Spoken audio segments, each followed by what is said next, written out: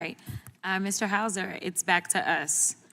I like games every once in a while, and so I have some questions. The questions are going to be, is it political theater or progress? You ready? The first question is going to be, doing an executive order revoking birthright citizenship, political theater or progress? Political theater. It doesn't help the mission of ICE. Okay. How about revoking student visas? It takes up the time of ICE officers and is political theater, and it takes away from the national security and public safety mission. How about bashing car windows of people with no criminal record? That's driven from quotas of arrests being driven by the White House. And that is politicization of ICE immigration enforcement, so it's political theater.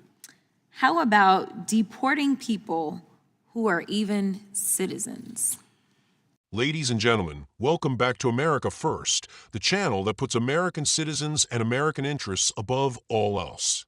Today, we're diving deep into yet another disgraceful display of partisan politics that perfectly encapsulates everything wrong with our current political establishment. Before we get started, make sure you hit that like button, subscribe to the channel, and ring that notification bell so you never miss our content.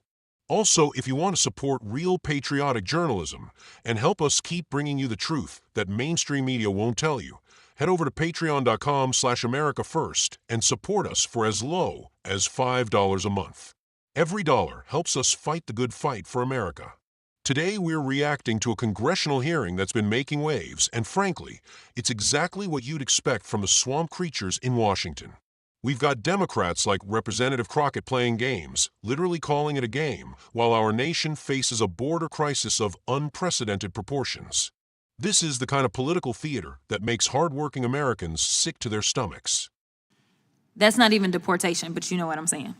It's political theater, and I believe that this White House is getting the outcome, the reaction that they want and they desire. How about arresting political opponents? That would be political theater.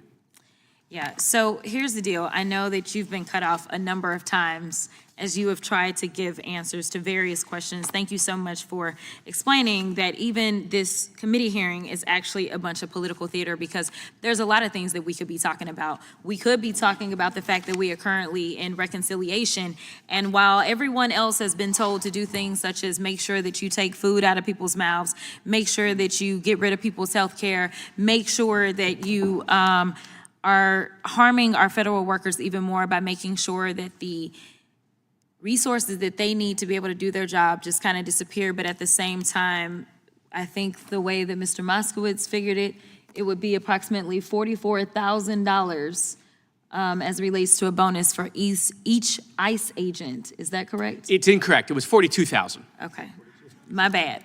But the reality is that we do have real problems. And I don't know how we're gonna get to real solutions if we continue to just make everything about politics. As it was properly outlined by the gentleman from Florida, that was a Republican bill. And I'll be perfectly honest with you, I wasn't really a big fan of the bill myself on my side. So I know that there was a lot of conservative stuff in that bill that was going to be harmful. And with that, I am gonna yield back to the gentleman from Florida. Yeah, and I'm gonna yield time to the ranking member in a second. Mr. Marino, on that topic of bonuses, just real quick, do you support ICE agents getting $42,000 worth of bonuses? There's $800 billion for bonuses. Okay. I say billion, I'm sorry, million, I apologize. $800 million in there for bonuses. Do you support that? Yeah, what kind of bonuses are we talking about? Are we talking retention bonuses? This is a great question, Mr. Marino. Great question. They didn't say at all in the backup. Yeah. There was no documentation at all what the bonuses were for or what it was just $800 million for bonuses. It sounded like a lot of money for federal employees for bonuses. Not that we don't want to treat our federal employees great, of course we do. But I had suggested $500 million for bonuses, and they said, no, $500 million sounds a little better, right? Well, look.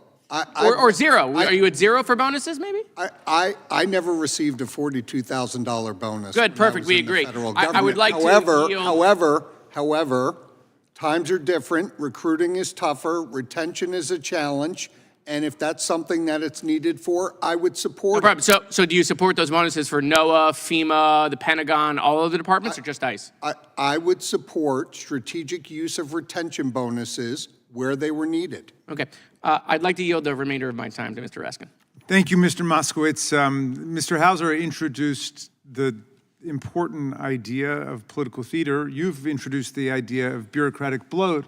And our ranking member on the subcommittee has talked about the assault on the living standards of millions and millions of people in the country and their health care. I just want to add one final piece of this, which is that Donald Trump and his family have been making more than $1 billion a month since they got into office on the crypto scam, and now he's collecting a $400 million airplane from the dictator of Qatar. There is an absolute ripoff of the taxpayers taking place and a prostitution of the presidency. And I think that completes the picture for what's taking place in our country today. I yield back to the gentleman, and thank you. And I yield back. Thank you, Mr. Chairman. Let's break down what we just witnessed here. You've got this witness, Mr. Hauer, who's supposedly some kind of expert on IC operations, and he's sitting there systematically trashing every single policy that President Trump implemented to secure our border and protect American citizens. Every single question that Representative Crockett throws at him, this guy responds with the same tired line about political theater. Revoking birthright citizenship? Political theater. Dealing with student visa abuse? Political theater.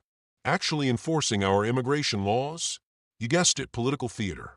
This is exactly the kind of deep state resistance we've been talking about for years, folks. Here you have career bureaucrats and their allies in Congress working together to undermine the will of the American people. When President Trump was elected, he was given a mandate to secure our border, to end the abuse of our immigration system, and to put America first. But instead of supporting these efforts, we have people like Mr. Hauer and these Democrat representatives doing everything they can to obstruct and delegitimize these policies. Let's talk about birthright citizenship for a moment. The idea that simply being born on American soil automatically grants citizenship, regardless of the immigration status of the parents, is a massive loophole that has been exploited for decades. This policy has incentivized illegal border crossings and has created an entire industry around birth tourism. Countries like China and Russia have wealthy citizens who specifically travel to America just to give birth so their children can claim American citizenship. Meanwhile, legal immigrants who follow the rules and wait their turn are pushed to the back of the line. How is addressing this obvious abuse of our system considered political theater? It's common sense policy that puts American citizens first. The same goes for student visa reforms. Our student visa system has been massively abused for years.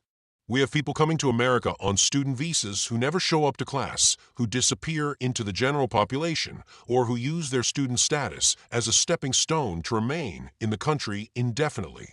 We have foreign nationals from countries that are hostile to American interests using student visas to access our technology, our research facilities, and our educational institutions.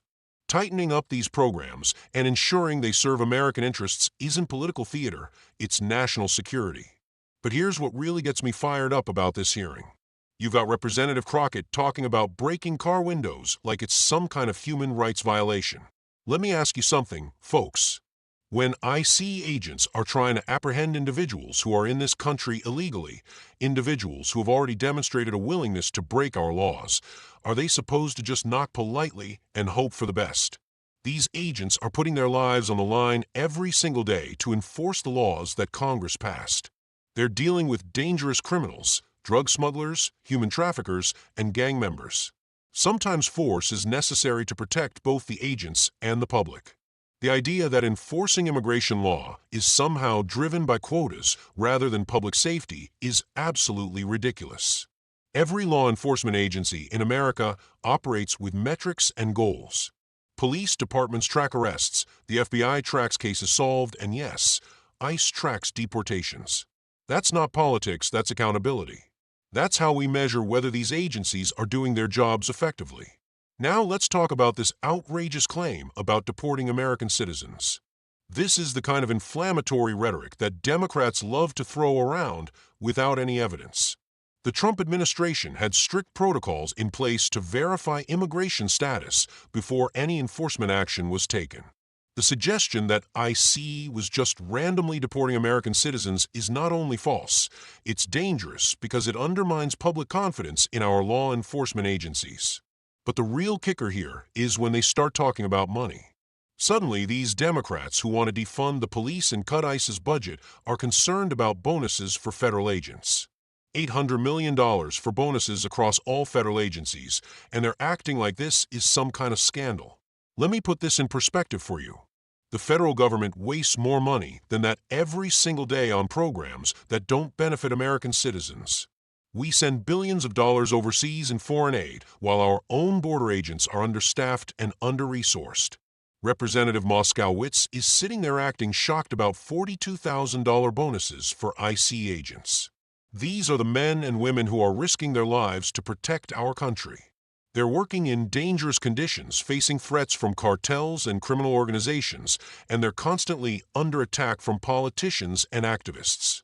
If we want to recruit and retain the best people for these critical positions, we need to compensate them appropriately.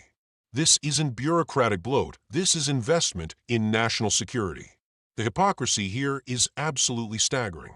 These same Democrats have no problem spending billions on programs for illegal immigrants. They support sanctuary cities that protect criminals from deportation. They want to give free healthcare, free education, and free everything to people who shouldn't even be in this country. But when it comes to supporting the brave men and women of ICE who are trying to enforce our laws and protect our communities, suddenly they're penny pinchers. And then we get to Representative Raskin's completely unhinged rant at the end. This is where the mask really comes off and we see the true agenda here. He's throwing around wild accusations about crypto scams and foreign dictators without providing a shred of evidence. This is the same Representative Raskin who spent years pushing the Russia collusion hoax and who was one of the lead impeachment managers in the partisan witch hunt against President Trump. This guy has zero credibility when it comes to ethics or corruption. The claim about making $1 billion a month is so absurd it's almost laughable. If you're going to make accusations like that, you better have some serious evidence to back it up. But that's not how these Democrats operate. They throw out inflammatory claims designed to grab headlines and generate outrage, knowing that most people won't bother to fact-check them. What we're seeing here is a perfect example of how the swamp operates. You have career bureaucrats, activist politicians, and their media allies working together to undermine any attempt to put America first. They don't care about the facts, they don't care about the law, and they certainly don't care about the American people. All they care about is power and their ability to obstruct any policy that threatens their control. The American people voted for secure borders. They voted for immigration enforcement. They voted for policies that put American workers and American families first. But instead of respecting that democratic mandate, we get hearings like this where our elected representatives treat serious policy discussions like a game show and career bureaucrats openly sabotage the administration they're supposed to serve. This is exactly why we need to drain the swamp, folks. We need people in government who will put America first, not their own political careers or ideological agendas.